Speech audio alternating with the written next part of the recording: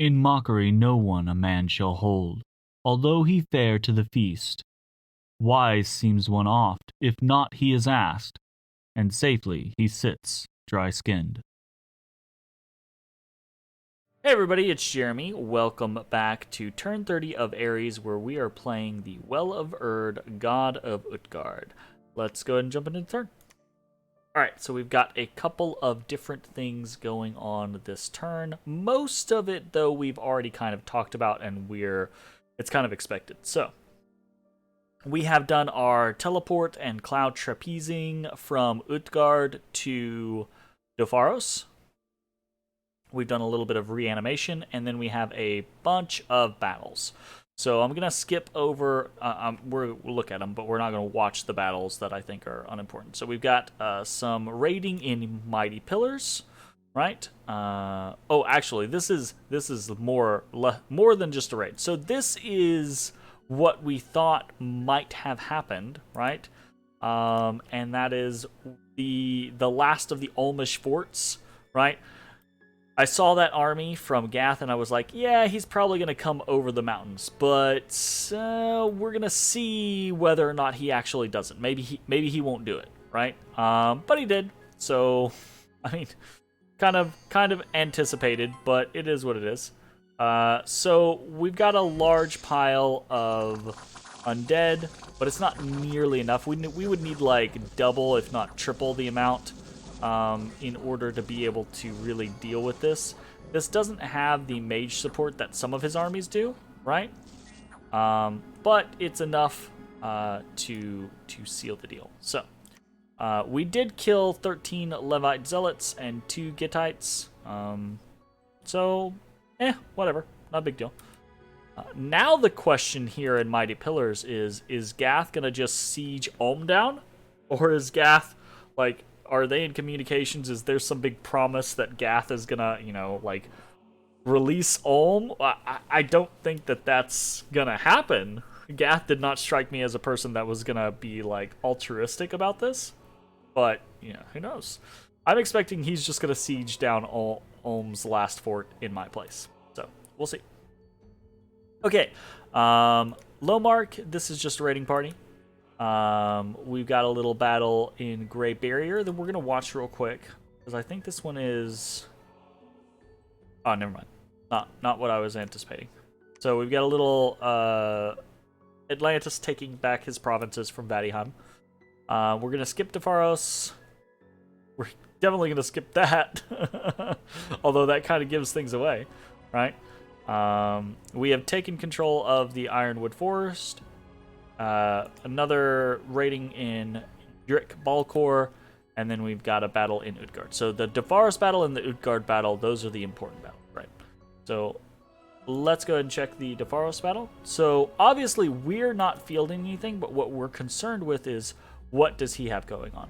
And basically he's moved that entire 250-ish band onto Dopharos now. And it is equipped with all of the things that we have been seeing. It's the body ethereal spam, wooden warrior spam, bunch of gibbers, bunch of Gittites, of a couple of Levites, etc. Right? So that is the general concept that we're going for right now. Okay? A couple of Abbas in here, right? Abbas are really cool, by the way. I really like Abbas. I like any unit that's actually a healer. Healing is just so cool. I would love to play some Gath. Okay, so he's gonna roll over Dopharos, and then amusingly, Ulm pings Dopharos, but dies for it. But this does mean that Ulm's little 20, 30-ish ranger stack is still running around, okay? And then we have a battle in Utgard, so let's go ahead and check this out. And this battle is anticlimactic. So he just pinged with the scout just to see what I have going on, right? He's going to see that I do not have much in here, and he's probably going to just hit me this turn, which is fully expected, is what it is. We've got a couple of events, population drop, some gems, which is nice, and a false prophet. Another false prophet. Or is that the same? Yeah, no, that's the same. Sorry. Okay. Thaumaturgy is going to be cheaper, and Misfortune across the world. And we have a couple of different things. We have the Morn Woods in Lemuria. We have Dark Vines in Gath. That would have been hilarious. And we have some Ironwood Forests here in Utgard, but we beat them as well. So, where is that at? The province? Oh, it's because the only reason that even happened is because we just moved them on that. That's funny. Okay, the fortification, entrance to the fortification in Utgard is breached. Defaros is damaged. So the Defaros is the important one, right? 810 wall integrity. So they did 190. There's like 200. It says 270, but that's, I think, a little high. Oh, no, it's a little low, actually. So 288 guys, right? And they only did 190. So we're going to be able to stick around in Defaros for several turns, which is good, because we have a little bit of a plan. I don't know that it's going to work out for anything, but we have a little bit of a plan. So let's take this as we have been, right? Let's take this Olmish front, Utgard front, Defaros front, okay? Olmish front. We have been pushed off the mighty pillars. What is Gath going to do? He could just start running into my territory. That's possible. I don't think he's gonna do that, though. He hasn't been incredibly aggressive with his movements. He's been very slow and methodical with his movements. So my anticipation is, and I don't think he's going to give Ulm his territory back. My anticipation is he's probably going to siege down Mighty Pillars, take it, and then slowly start to push in, right? He seems like he's more interested in acquiring snippets of land and making sure he can hold those snippets of land. He's not just like rushing my every single territory trying to burst me down type scenario, which is good, right? If he did that, we probably would not be able to resist him. We'd be reduced to Defaros very quickly, maybe Ulm, etc. So what are we going to do? Well, we're going to kind of just anticipate that, right? We're going to go ahead and move units in from the Ironwood Forest, from the units that were pushed off of Mighty Pillar, right? We're just going to pull those all back to Ulm, and Ulm is going to start recruiting Scrotty. And our goal here is to start with 2 Scrotty, and hopefully turn those 2 Scrotty into a potential Turbo Communion, right? Almost immediately, as soon as I get this Scrotty out, I'm going to start blood hunting to keep my blood slave pool up. I might actually even start blood hunting. He's not effectively blood hunt. I say that this guy can't blood hunt, so I legitimately might actually throw this on to Big Goat 1 and have him blood hunt. Because making sure I have a couple of slaves to do things like Sabbath, and potentially Imp Spam is going to be very important. Mostly the Sabbathing, realistically. Okay, so yeah, we're recruiting Scrotty down here to try to get a little Turbo Communion. And then we are going to, once we get 2, we'll probably go back to getting Seaths for a little bit, and we're going to hole up in Ulm. We're going to recruit Javelinists until we have a little bit of an army, and we're going to go from there. Okay, so that is the Ulmish front.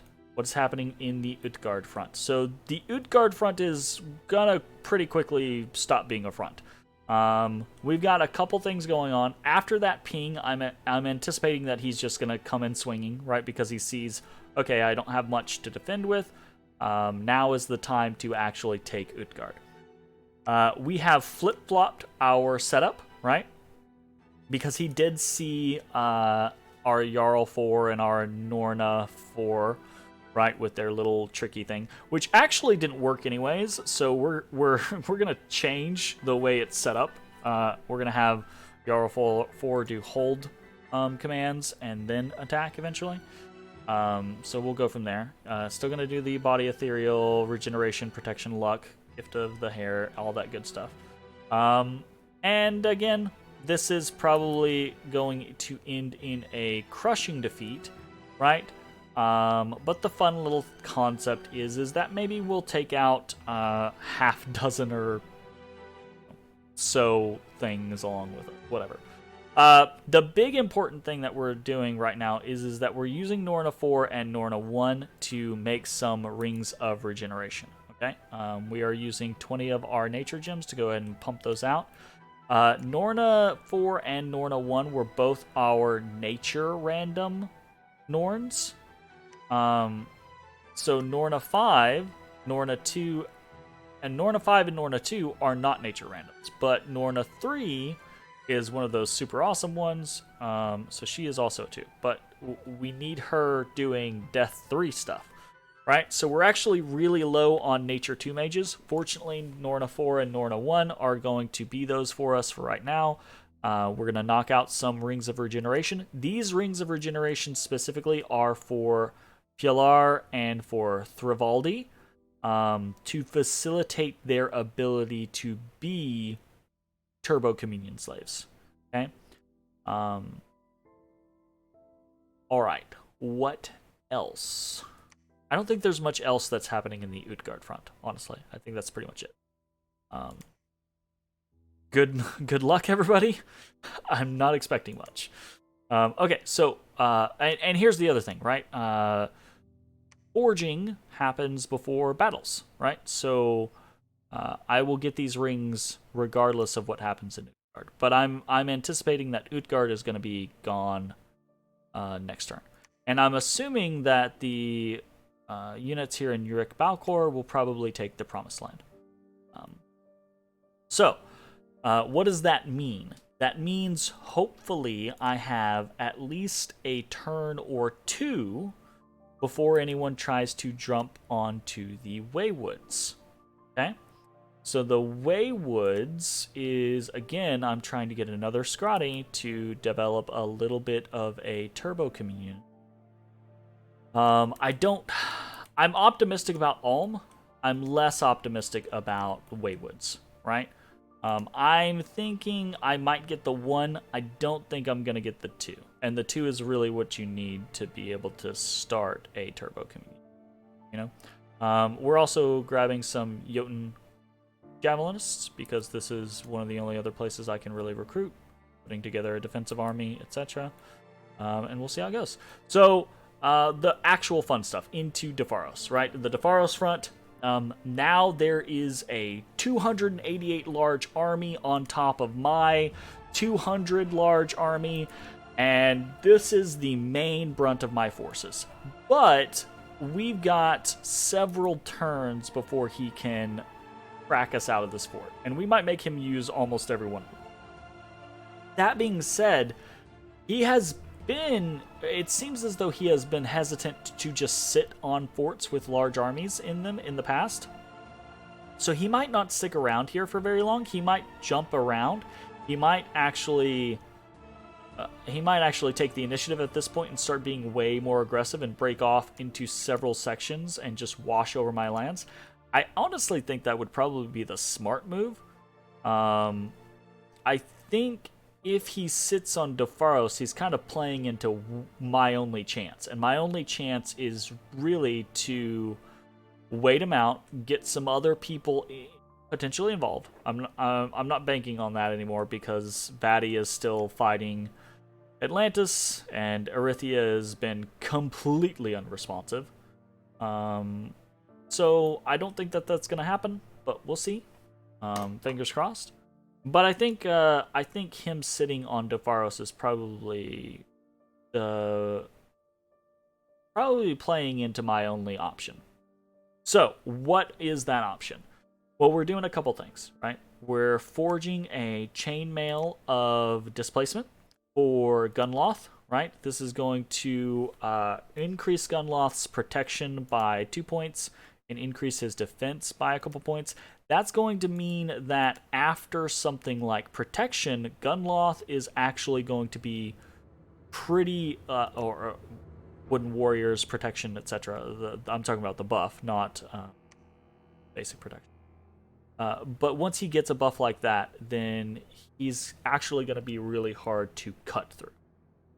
That being said, right, the Gibbers just hit so fucking hard that it's not gonna matter nearly as much, right? He does have massive regeneration, but it's just, oh, goodness gracious. They hit so hard, which is another reason why I'm using Pendants of Luck, right, instead of something else.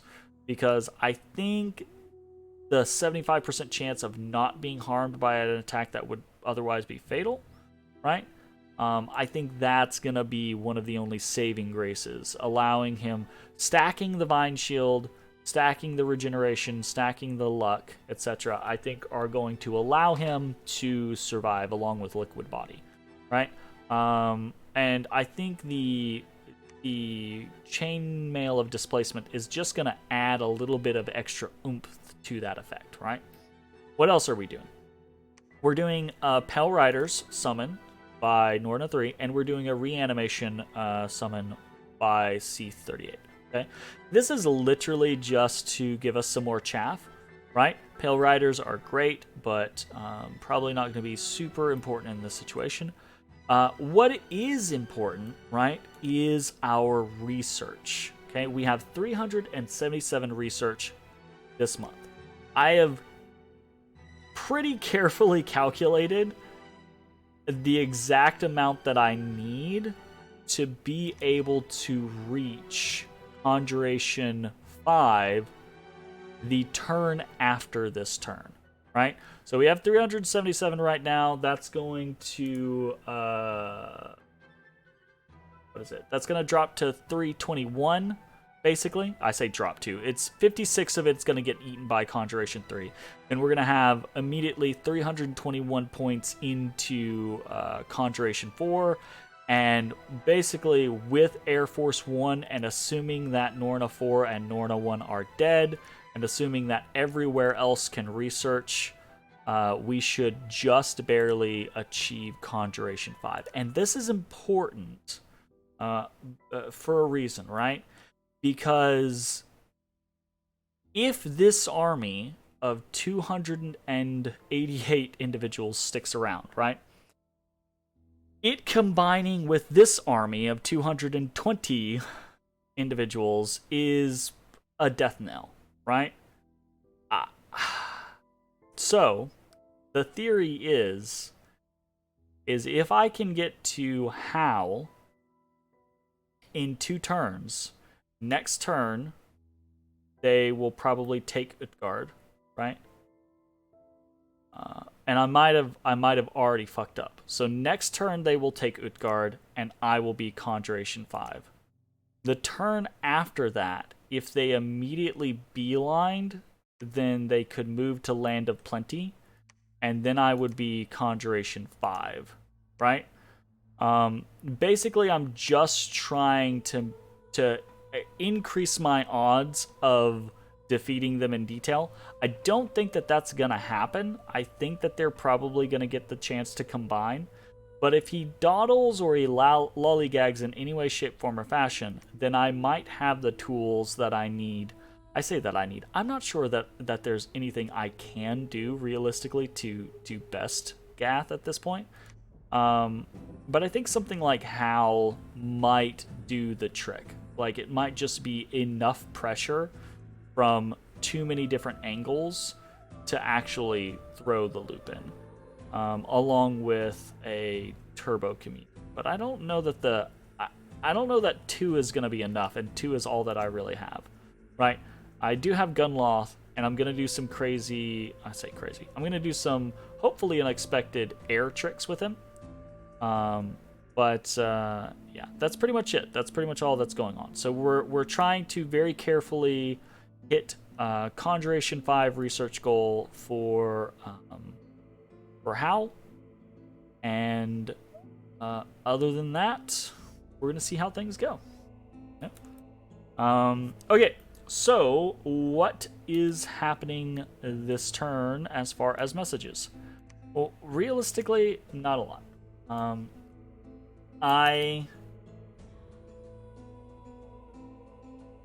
How to say this in a delicate way. I considered sending out a bunch of different messages, etc., right? But I've already contacted the people that would be beneficial allies in this situation, right? I've already contacted Atlantis, I've already contacted Vadheim, I've already contacted Erythia. I've touched base with Lemuria, I think, but they have, again, not responded to me, right? I think at this point, the only person who's really responded has been Atlantis, and they're the only person that I'm likely to get assistance from, but they're in a war with Vadheim, and it's just not feasible for them. I think, at least for the foreseeable future, the world's gonna leave things as is. So, the Well is going to contemplate. And we're gonna leave it at that. I am really considering here. I'm gonna put the 3 slaves back in case the Well of Urd shows up. I'm gonna have the slaves there to do something. Not much, but to do something. Okay, so that's pretty much it for the turn. Man, I wish. I feel like my options are severely limited, right? And they are at this point, right? Losing basically half of my forces in the battle at Utgard has made it very, very... my options are very narrow, basically. There's the chance that we could do some crazy stuff in Defaros and still pull this one out. But I don't know how realistic that is. We're not going to stop, though, right? We're going to keep recruiting. We're going to keep trying to get Turbo Communions up and rolling in Waywoods and in Ulm. And we're going to see how this all works. I actually have... I didn't show this last turn. But I did... because Atlantis is being so helpful, right? I did ask that, if possible, he send me, or they send me, coral blades, right? Just to kind of aid in the concept of the Turbo Communion, right? Because coral blades would basically kick up the regeneration threshold by 1. So, we're gonna try to do all of the little things that I feel like we potentially can do. But at this point, it's Gath's game, but not game. It's Gath's war to lose, and it's the rest of the world, right? It's Atlantis and Erythia and Vadheim and Lemuria to an extent. It's their war to win, right? It's not necessarily my war to win. Maybe we'll see. So I will see you all next time. Peace.